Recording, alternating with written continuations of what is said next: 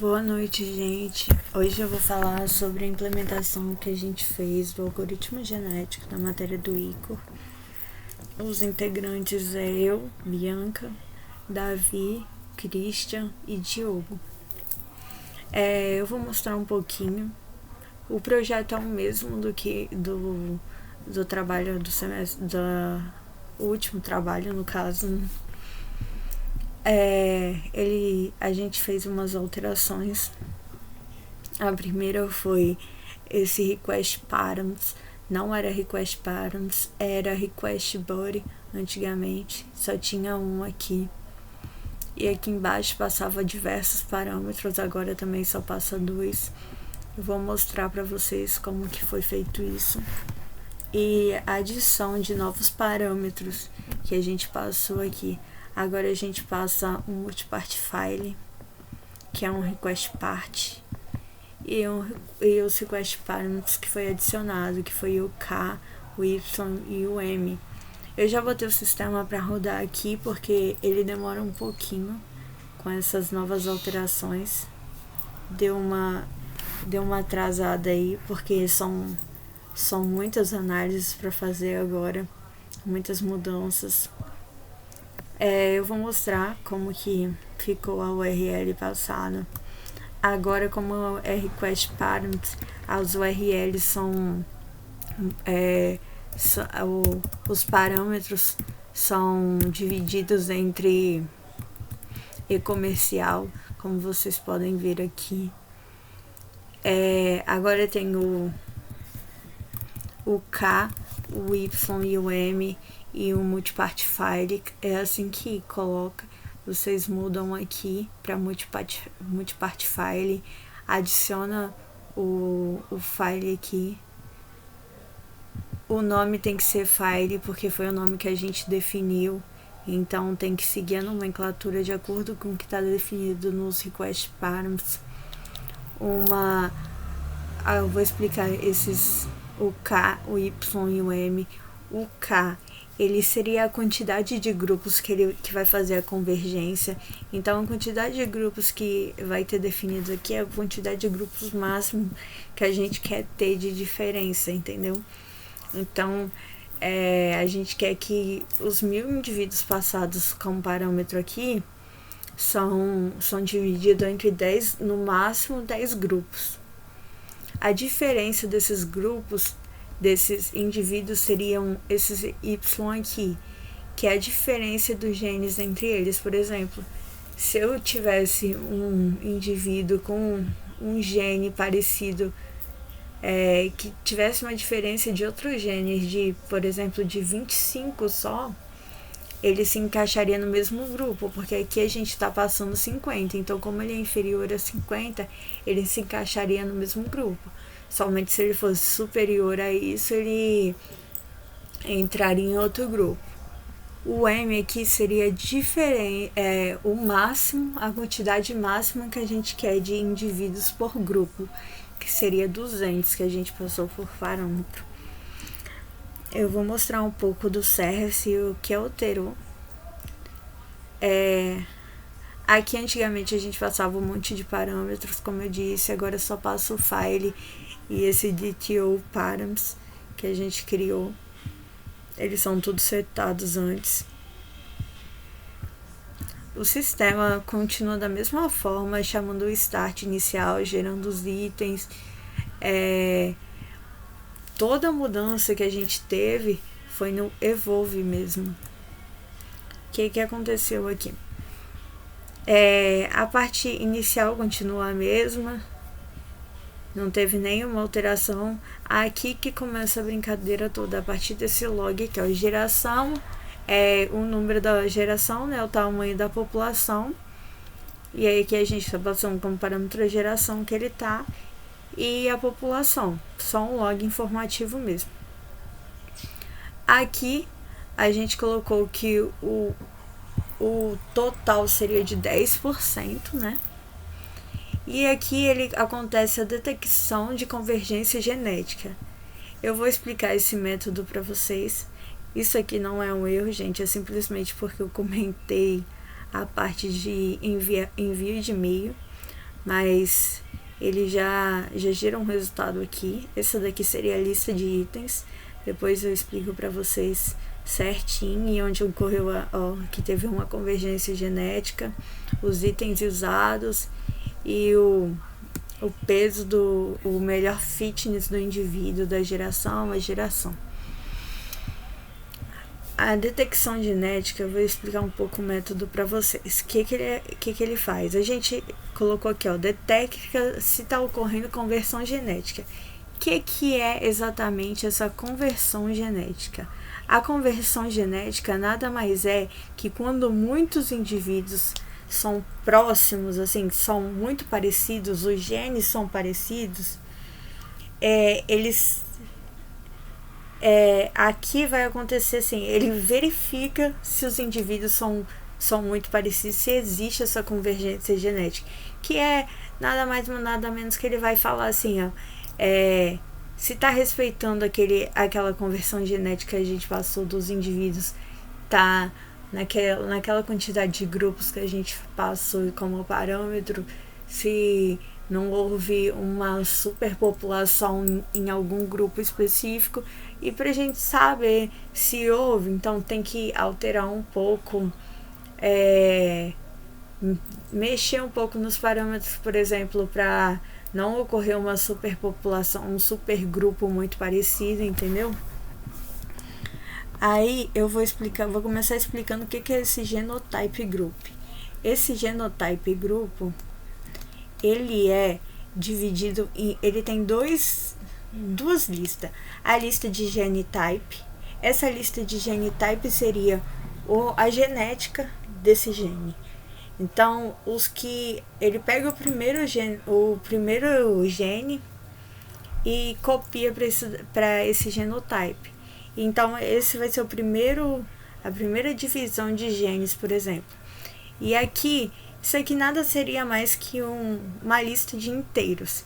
Só que a gente preferiu salvar o cromossomo para ser utilizado futuramente em cálculos, gráficos, saber qual é esse indivíduo. Mas isso aqui não passaria mesmo de uma lista de indivíduos, numa lista de inteiros.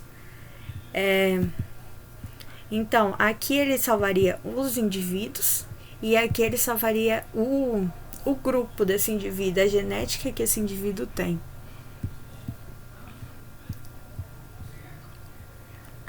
Aqui, aí ele adiciona o genotype e a população 0 nesse grupo. Porque foi o que eu tentei explicar agora. Primeiro ele vai adicionar a genética, como é o primeiro, ele vai adicionar.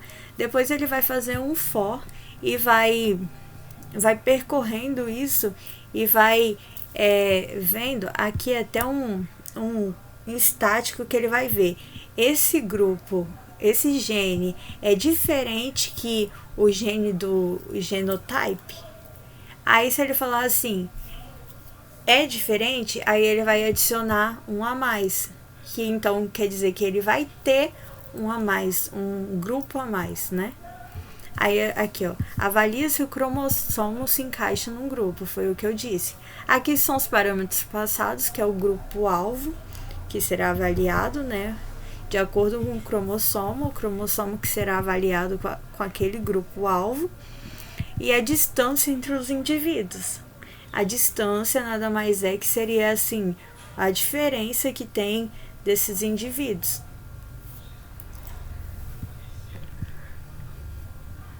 Aí ele vai adicionando no grupo e aí ele vai fazer uma verificação. A população atual, os grupos atuais passam da quantidade de os grupos que tem passa da quantidade de pessoas que a gente queria no grupo, pessoas não, no caso, cromossomos que a gente queria no grupo, se sim, é considerado um supergrupo. Se não, ele vai dar um ADD true e vai adicionar aqui, E aí ele também faz uma verificação se esses grupos, eles passaram da quantidade de conjuntos que a gente queria ter, que seria o quê? O K seria a quantidade, foi aquele 10 que a gente passou. que seria a quantidade de pessoas, quantidade de grupos que a gente gostaria de dividir. Se passou, foi detectada também uma conversão genética, mas foi por número de conjuntos. Então, isso aqui é basicamente só para ver se teve, para detectar se teve convergência genética.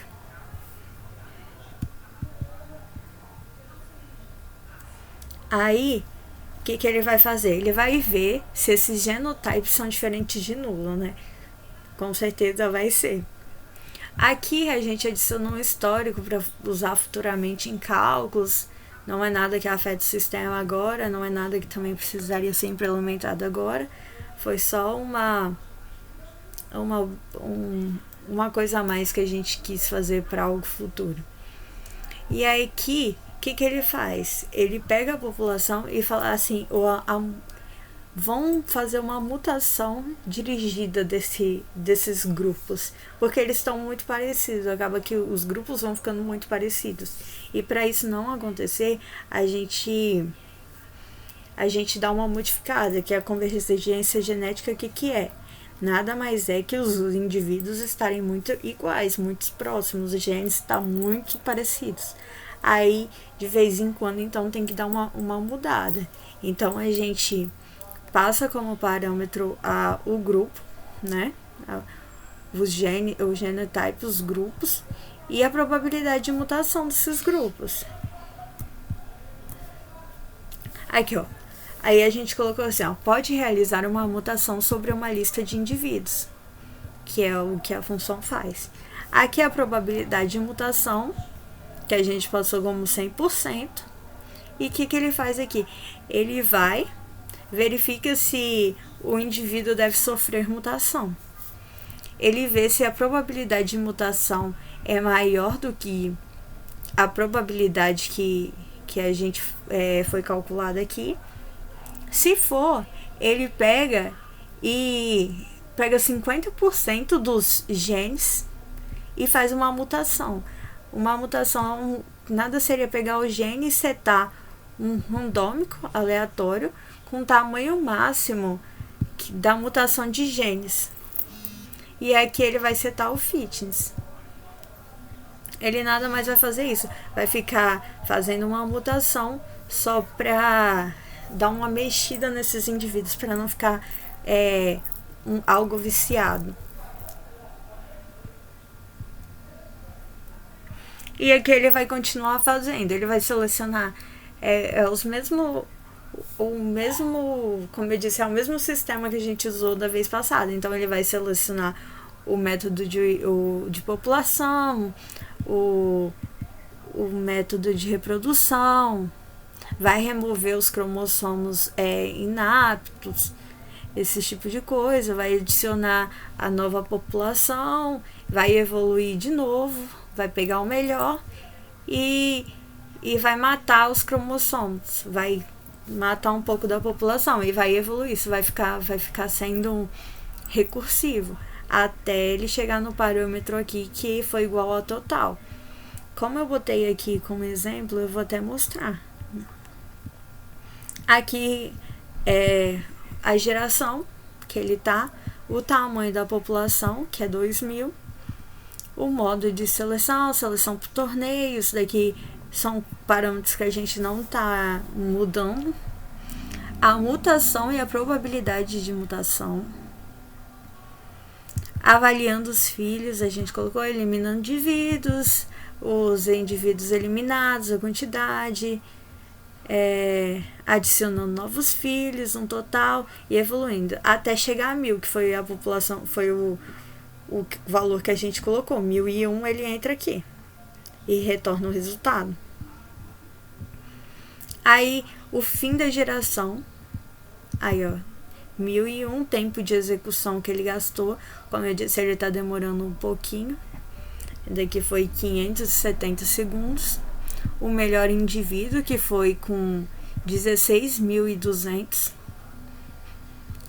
Em qual geração que foi? Foi na geração 991, com um peso total de 984, com 421 itens. Aí ele falou assim que ocorreu divergência na primeira população, que é a população 0, e os itens usados. Aí aqui é a lista de itens total. Aqui a gente colocou, nem precisava, mas a gente listou realmente todos os itens e o que tinha em cada lista, o ID, a altura, a utilidade desses itens. E é isso, gente.